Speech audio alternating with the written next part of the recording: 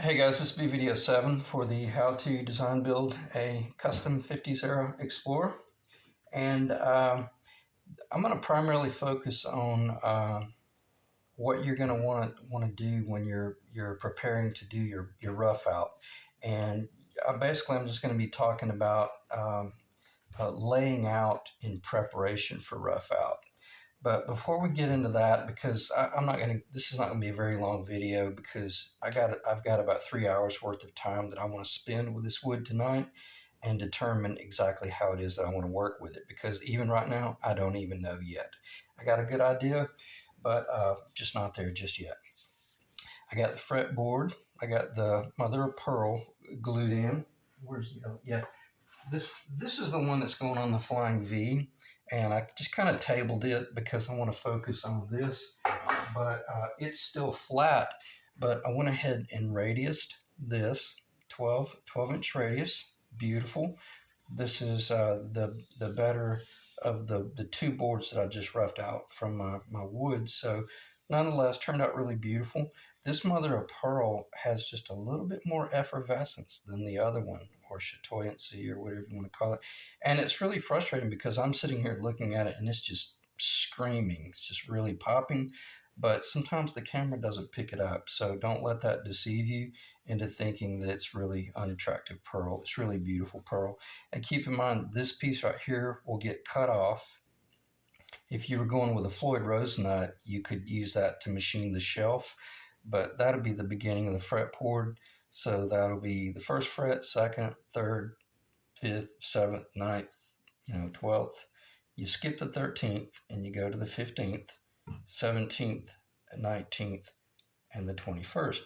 And I think there's 10 single pieces. Yeah, 1, 2, 3, 4, 5, 6, 7, 8, 9, 10. Yeah, 10 single pieces. Okay.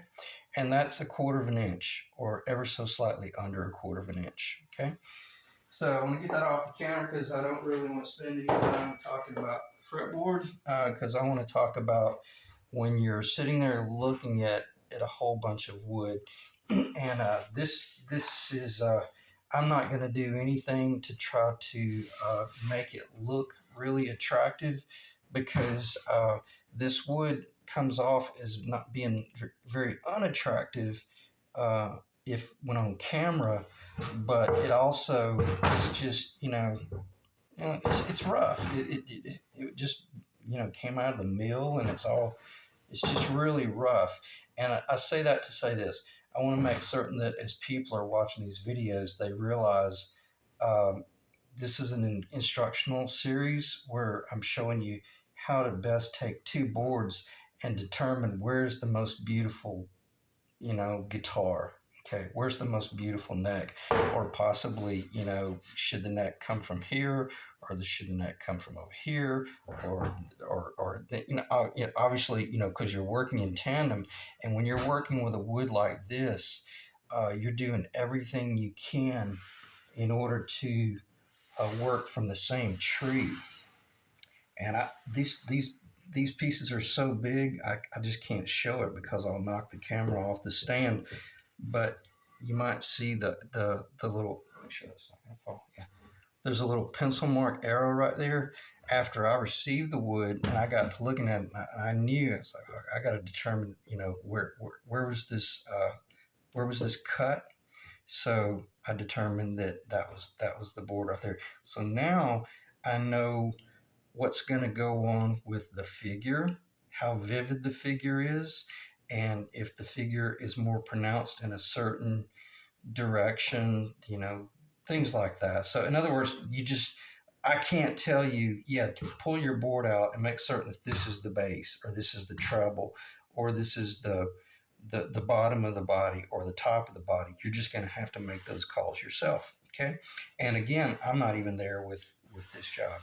So, but I want to show you how I go about thinking about these things, and what it is that I'm considering, because this is going to be the footprint that I'll be relieving out of it, and then you have to determine how best to do that, which I just said. So I'm repeating what I just said, but you're also looking at well, let me just stay on the body. Talk about the neck later on. but you're looking how best you can lay everything out. And obviously, this now you see the importance of the templates. You start out with the full body template. And before I jump to these half templates, let me go ahead and do this.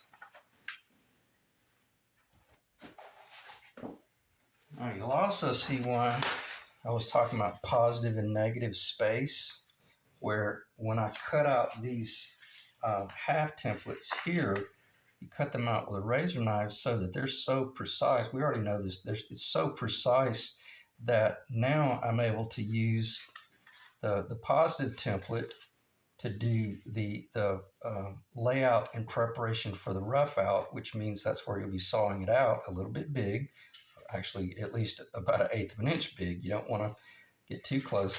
Or you're using the negative space template to kind of move it around on the board, start thinking about where it is that you might want to do that glue line or something like that.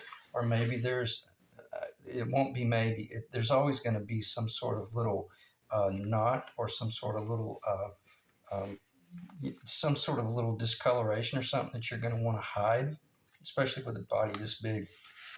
But that's why I mentioned starting out on paper, with the plans first, assess the plans, determine that you like what you see, then move to these half templates, because then with the half templates, you can really start studying the wood and determining, okay, where's the guitar, or where's the guitar that I want. And I'm fairly certain that this is going to be the guitar that I want, but I'm going to show you how to be a really good builder, especially if you're building the guitar for yourself. And there's certain things that you're cool letting slide a little bit to save all the other wood, because you might, if you get wasteful with your wood, it might cost you an entire neck. Whereas if you're willing to use that big pick guard, like I had mentioned, maybe they use that pick guard to cover a lot of the possible imperfections, then work that stuff in. But for the most part, no, I got that wrong. I'm sorry. I apologize for that. I hate that I just did that. Obviously, this being the front of the guitar, probably have a good idea of where that goes on the body. It'll be stepping off this a little bit and getting straight lined. We'll talk about that stuff later. Look at that. I got a full and almost 7/8 of an inch left over, that if I wanted to move that body over to this point like that, or I'm going to do a little digression here. There's nothing wrong with cutting your neck right there. And then this little corner up here, taking that little bit of wood and moving it up here. I'm not going to do that because the fact that I bought such enormous lumber, and this is figured, heavily figured Korina, which for A is extremely rare, B is extremely valuable, and atop that, it's extremely wide. I'm going to get the whole upper bout from the center line of the guitar all the way up the full wing. There will not be any glue joins on this winglet or on this winglet right here. Okay, won't be any glue lines, so it'll all be solid, and it'll just have a center line glue join, which will be positively stunning and really beautiful.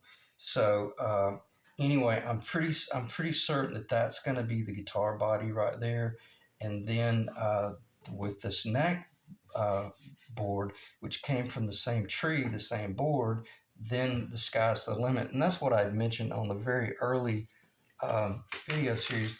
I probably will be able to get 2 necks out of that piece right there, if not possibly 3.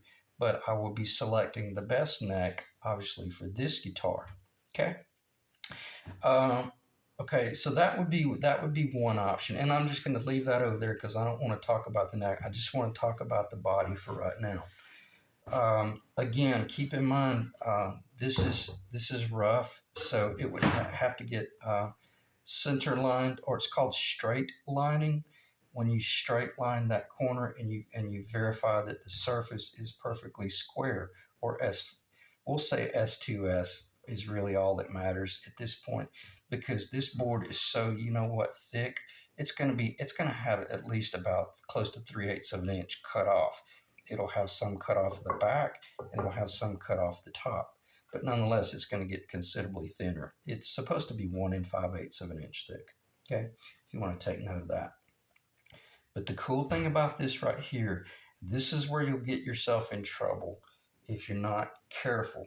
If you were to book match, I've seen a lot of guys do a book match top on a arch top guitar, and they were all excited about the fact that they were going to do a book match, only for the figure to be going uphill, and then when you open it up, now you've created a cup, like a flat V, and it starts looking like a real ornate vase or something like that. And it's really unsightly. If you're lucky, the fiddleback figure will be perfectly perpendicular to the center line of your guitar, but keep in mind this stuff is not machine made. It's growing natural in the environment, and odds are it's not going to be perfect. Okay, so where I'm going with this, the fact that if this figure has more of a transition from um, this point upward, or from this point downward, it's, again, this is not fiddleback. It's going to have a real vivid pattern going on. But I don't care what anybody says. When you cut a quarter stone, there's going to be a little bit of a pattern show up. And I've already looked at this. I didn't wet it. I don't want to get any water near this at all, because I want to keep it real dry. But and it's ice cold in my shop, so I like to keep it as dry as possible until I determine how it is I want to work with it. But whatever's going on in the figure is going to be identical. Let me see if I can explain this. Okay, whatever's going on in the figure, if it's going up or if it's going down, once this comes over here like this, and you look at the guitar in its entirety, the only thing that will be visible will be the beautiful join in the center line, which to me is incredibly good guitar work, especially if you can do it in the center. They did not do them in the center back in the 50s. They actually, this top board was cut. That center line was not a center line. It was the glue join line was not on the center. It was about 1.5 inches higher. And because the Korina, the Limba, is so beautiful, they glued it together up here. Do this. They glued it together up here, and it was so beautiful you didn't even see it back here. Okay, and that's what I meant by they were more conscientious of what was going on with the figure, rather than doing something like this right here, like I had mentioned in one of the videos. That could get you in trouble, and I shouldn't have brought that up. So odds are that's going to be the guitar out of that piece right there. Why? Because this wood is natural. It grows in the natural. You're always going to have some little cricket there that you're working around. Nothing wrong with that, but that's just a little bit of the beetle infestation. And once the beetles go in there, it starts staining the wood a little bit. So it's a very beautiful clear wood, other than you'd want to work around that.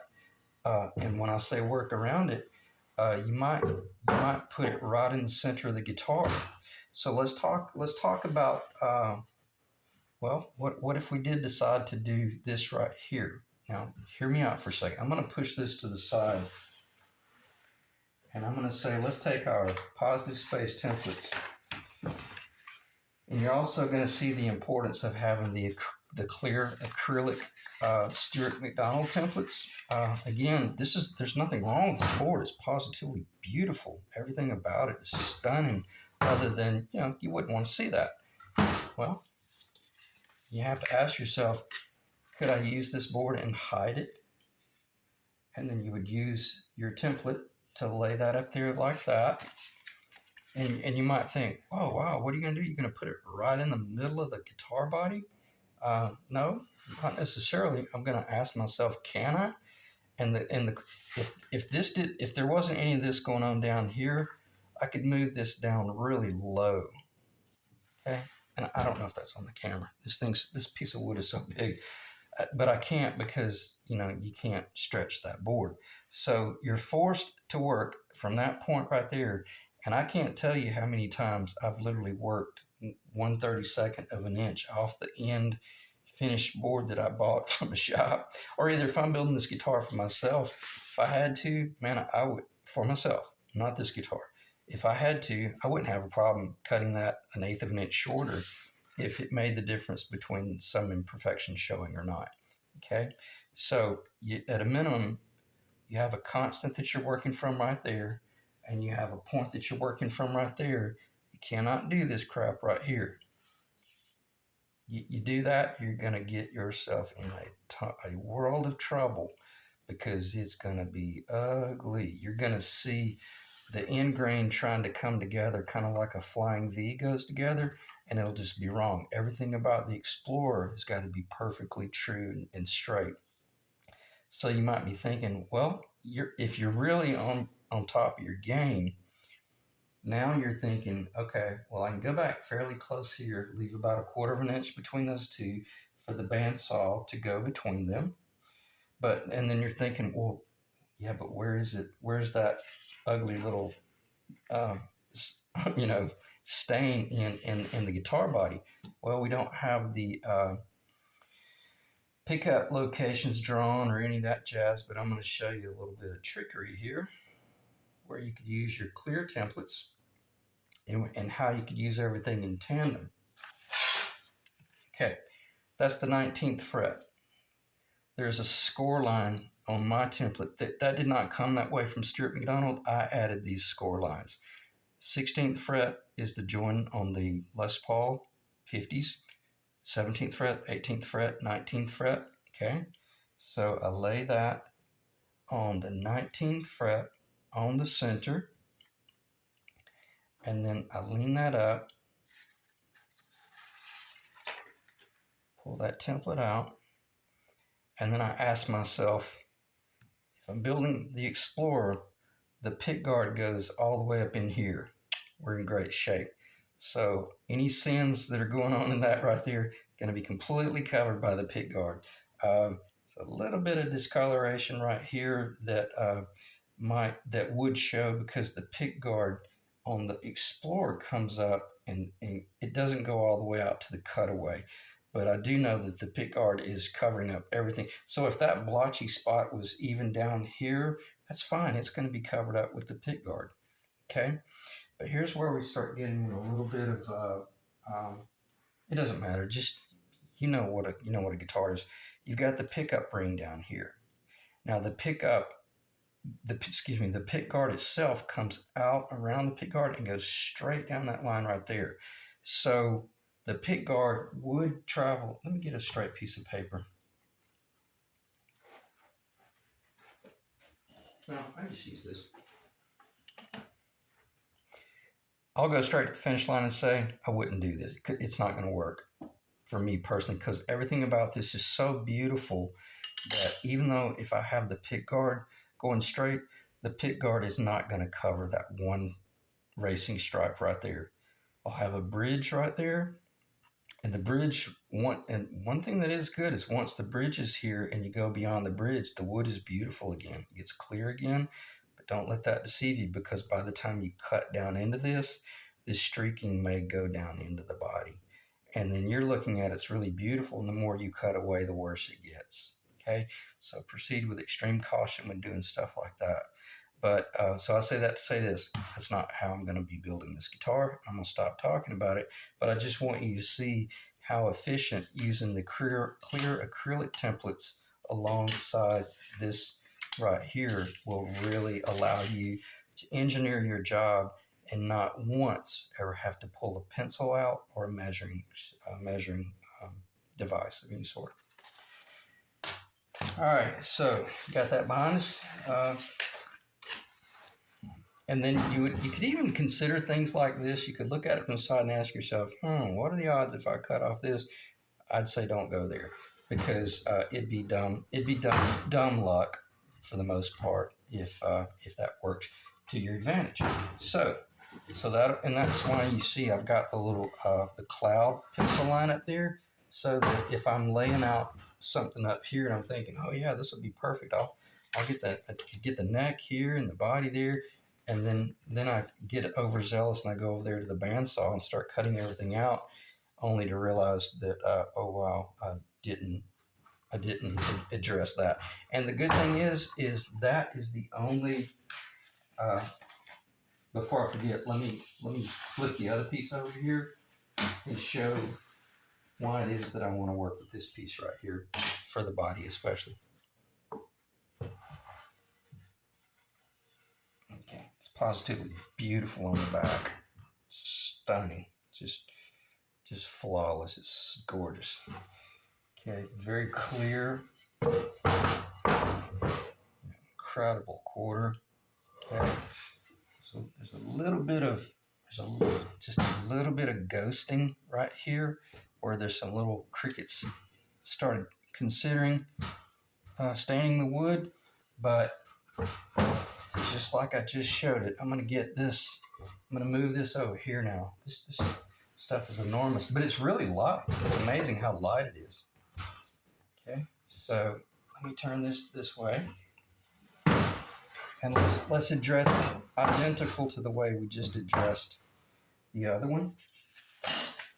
That way, it'll be easy for you guys to kind of keep a pattern going. And I got to tell you that the figure is positively, both boards, the figure is positively stunning, but I think it's just a little bit more vivid on this section right here, because that's just the way the trees grow. See, I've got plenty of space up there. If I wanted to, I could move that up. But if I do that, it hinders me from fitting this piece right here in. Okay, so I'm going to keep this fairly close.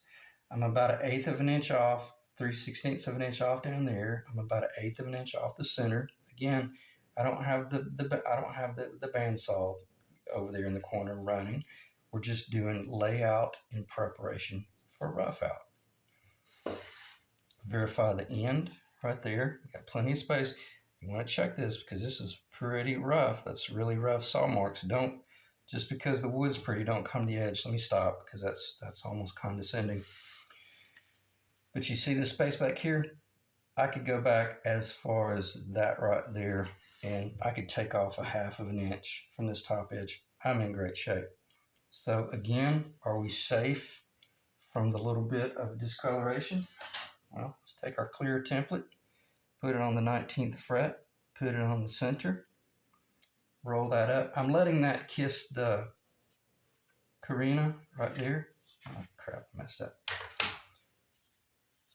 I want to show you how the cool thing about using the template will allow you to be an extreme perfectionist, because you don't guess at any of this stuff. Don't guess at it at all. Be real precise with your templates, with your layout. That way, if you're truly engineering something, you know that when you do crank up the bandsaw, you're going to be in good shape. If I screw it up this time, I'll just guess at it.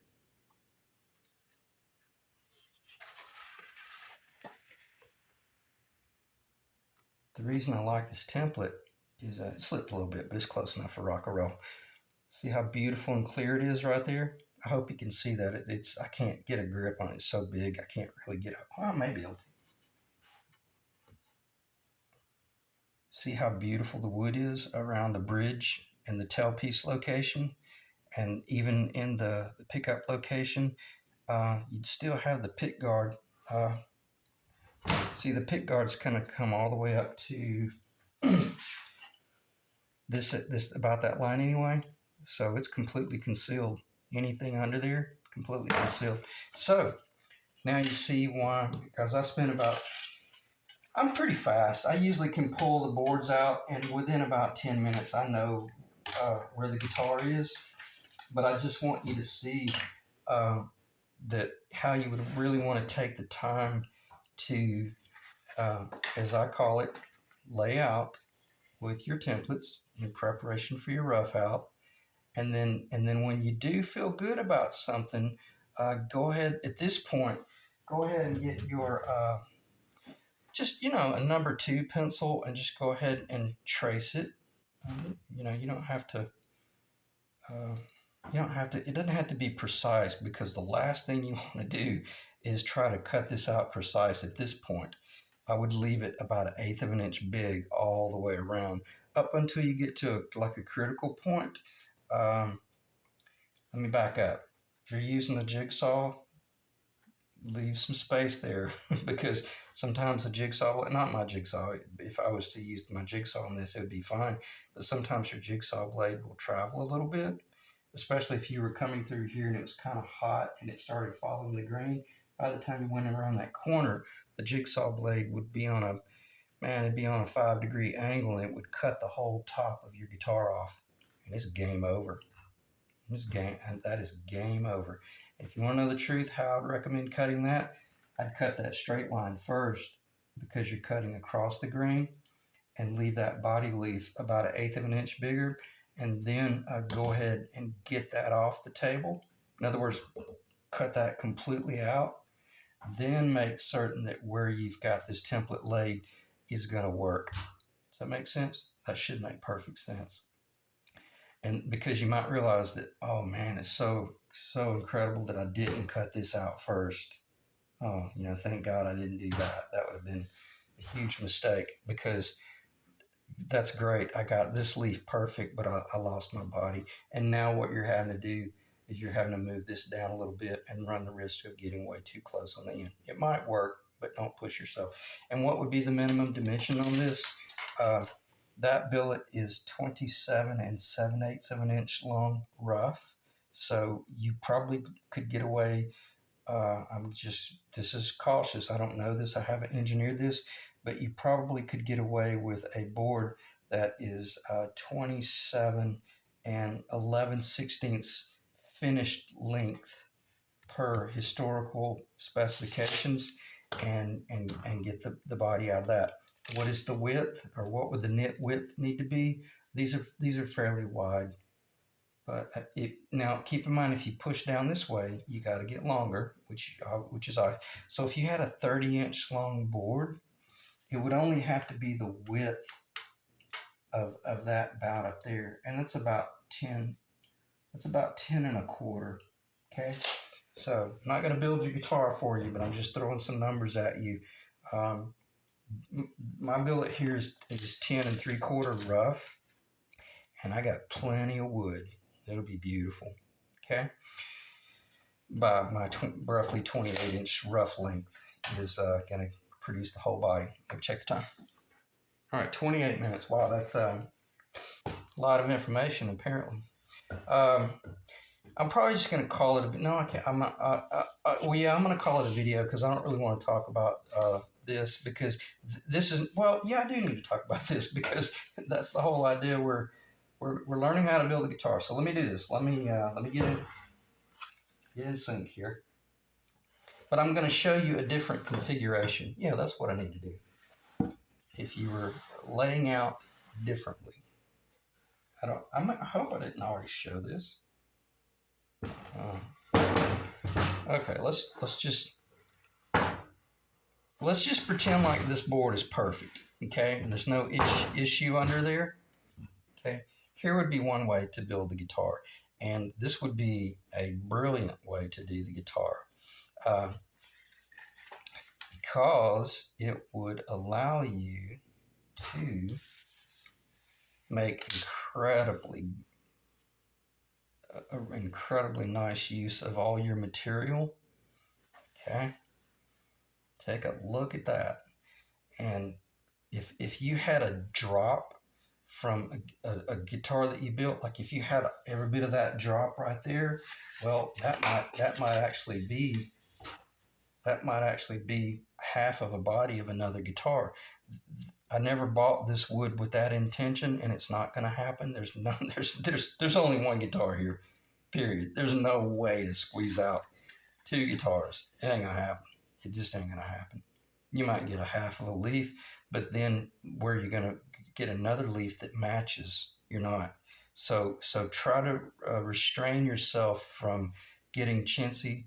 Build one beautiful guitar and be at peace with that. Okay. But you could do that right there. And if you look at that length, I'm just about able to get the whole neck out of that. But there is a pitch issue, and I'll cover that stuff in the future. But that would be one way to build it. This would be one way to build it. As long as you knew that whatever's going on with your figure is going to be consistent, and this is definitely a good time to pull out your orbital sander and run the orbital sander across it to kind of check out what's going on with the chatoyancy of the wood. Get your maybe mineral spirits. I like using lacquer thinner because I want it to dry out. I don't want mineral spirits risking creeping down in there and saturating that wood, or especially down here, because it might f up my glue line later on. But this is where you would possibly consider doing something like this right here. Okay, so there's a lot of ways to build a guitar, and the cool thing about this, once this guitar goes together, it's going to be positively beautiful because it's from the same tree, it's from the same board, and it's the same grain orientation. It's not like I'm having to, and I don't ever do anything like if this were this way, don't ever lean your neck like that against the grain. That is major. You got to stay. That's a major mistake. You got to stay nice and true. Okay. So you see how the sky's the limit on laying out in preparation for your rough out. Okay. And this is what I had mentioned by. I'll just show you that. That's the tenon. I went ahead and cut this off at the.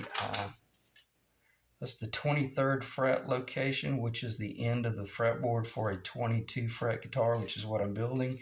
And then this is the tenon. So that line right there and that line right there represents the 19th fret location of where the heel will join the body. Okay, I intentionally, now on a lot of my guitars, I'll put it in at the 18th, but since this guitar is historically accurate, it's joining the body at the 19th fret. So I went ahead and drew in my tenon based on all of my engineering here, so that my tenon, I guess I did need to spend a little bit more time with this. My tenon will end up stopping about, let's see if I can just grab hold of it so it's not just jumping all over the place. That's very much about identical to where my tenon will stop. I probably will cut the tenon just a little bit longer to have some extra space, but that's what I meant. I don't want to run the tenon all the way up into the body. Now, unless, you just, and again, this is another reason why, if you do that, you're not doing any service to protecting the industry. You do this, there's no way this could ever be passed off as an authentic guitar, and that'll protect the future buyers. Okay, so again, a lot of ways to build a guitar, and I'll just I've already shown the negative template and how you would use that to kind of find there's no sense talking about the negative template because I've already talked about it enough. And I believe I did. I talked about the thickness of the guitar. The body is going to be considerably thinner than what's on that table, which will make it considerably lighter as well. So if you do have the Stuart McDonald templates, use them to your advantage and build a guitar. And I think I've already shown this enough. This is pretty important if the camera's still rolling.